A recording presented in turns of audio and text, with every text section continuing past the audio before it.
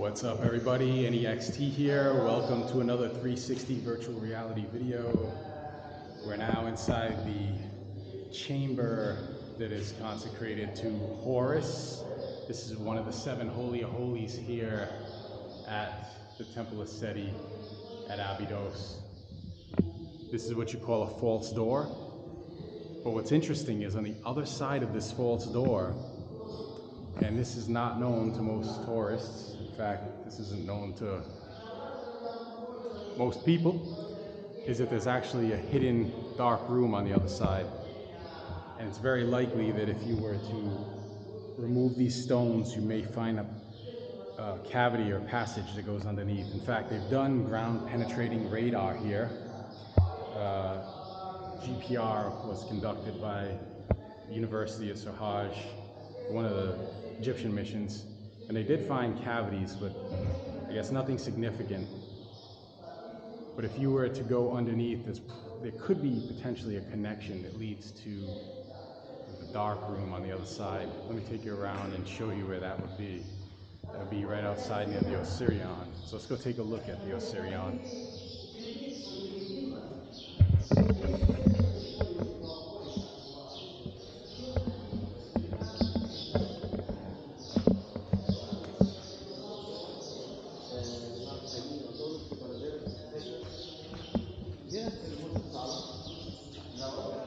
Again, this is a 360-degree virtual reality video.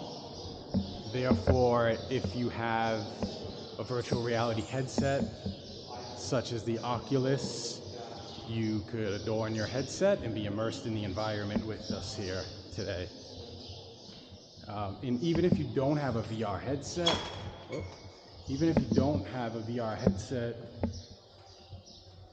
just using the computer screen or your mobile device, you should be able to, if you're using the app in YouTube, you should be able to swivel the screen around by touch.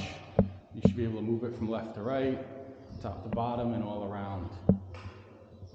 And if you're on a laptop or computer, you should be able to use the mouse. Some people that watch these videos are not familiar with the 360 functionality, and they often tell me that, oh, we can see bats up there, that they can see me, but not what I'm looking at. But in all of the 360 videos, you should be able to swivel it around. There's the bats up above. Okay, so let's go outside and take a look at the Osirion. And I'll show you that secret room here inside the Temple of Seti here at Abydos. Abydos, the Aberdeen landscape, the sacred landscape connected to the Great Pega.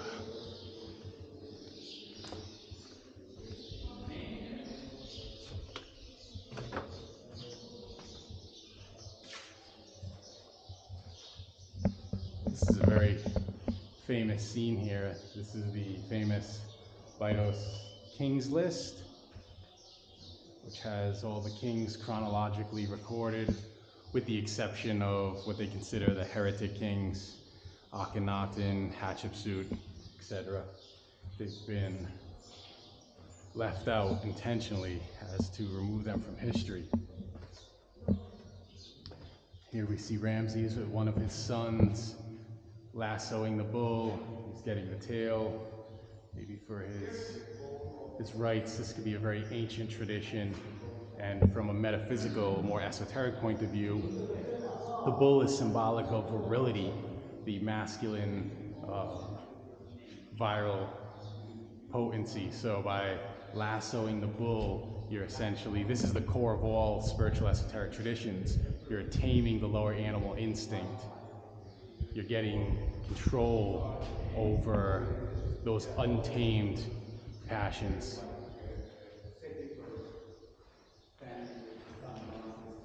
There's a clapnet with a retinue of Neteru and the king. Salam. And all of this is all Ramses, and the inscriptions here is all Seti. Now this part of the temple was modified A lot of people may not realize that, but if you look for clues in the architecture, you'll see that originally, and we know it has to be from the time of Seti because these are Seti's reliefs. But if you look over here,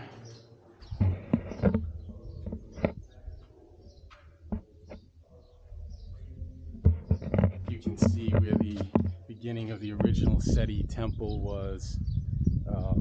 This would have likely been a shrine or a chapel that was modified. Then you have the part of the temple known as the annex over here. This was likely all a library. There's a music room. You can see the feet of the statues there. Salam.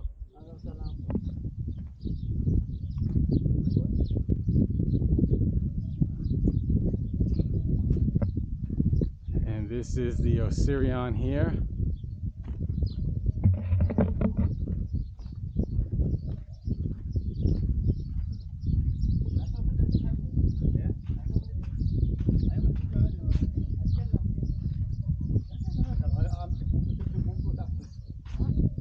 You can see the massive granite columns. You would enter from the north. There would be a tunnel, and then you would take a turn coming into the Osirion here. And this is the central hall of the Osirion, which has been identified as the birth house of Isis, he said. We know that from the inscriptions inside the tunnel. And there's a remarkable new paper by Charlie Hersner that puts together the research and reveals how, well, one, I mean, it's the most comprehensive study that's been done on the Osirion to date, but also it gets into the purpose and the three rituals that took place here, part of the rejuvenation or reanimation of Osiris, as well as different astronomical connections. And as you can see, the Osirion is in alignment with the temple itself, which is likely part of the integral plan. So there's an argument. There's two different theories. Some people believe that the temple was created by Seti, and then he discovered the Osirion, so it took this unusual L shape where you have all the different Holy of Holies. However, it's more likely that this was, at least in my opinion, that this is all integrated as one part of a grand scheme. A lot of people think that this is much older because you see the large megalithic granite stones similar to what we find at the Khafra and Sphinx Valley Temple.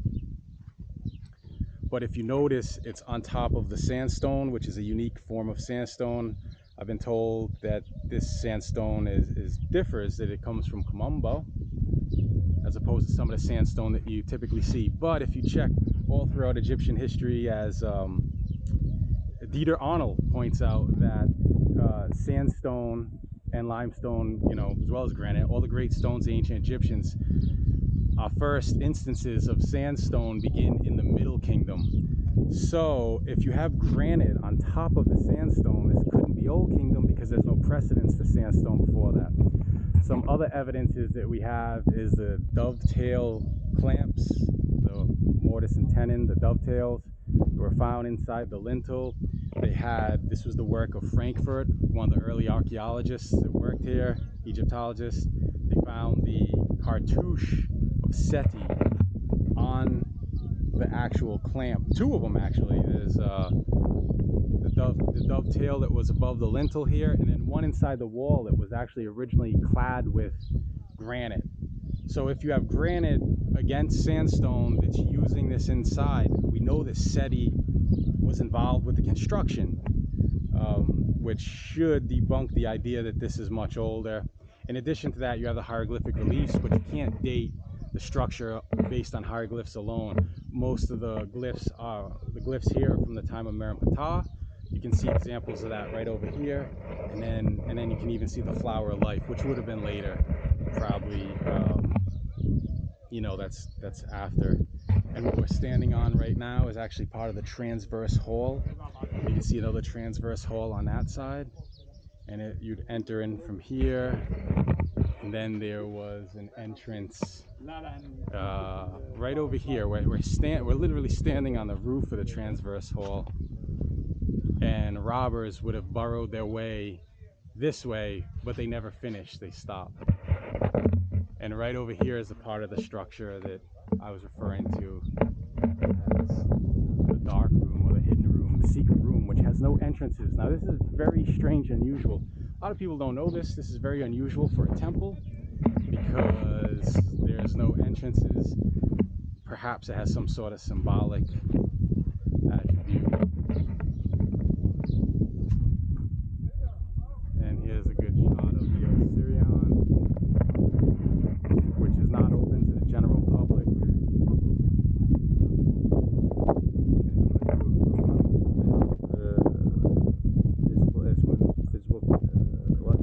Yeah.